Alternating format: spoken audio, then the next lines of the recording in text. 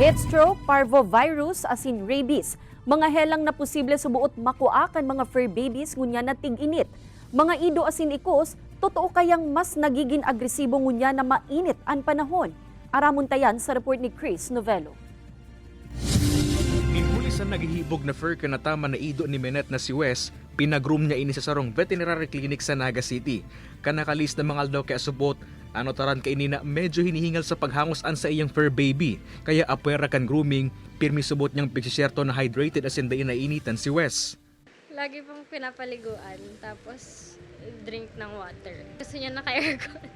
Ninhuli sa init kan panahon na namamatian ngunyan sa roan heat stroke sa mga helang na pwedeng makuakan mga atama na hayop. Mayo kaya subot nin sweat glands ang mga hayop kung kaya madali ining mainitan. Apwera kan heat stroke an year-round the viral disease na parvovirus as in rabies ang pirapa sa binabantayang helang kan opisina.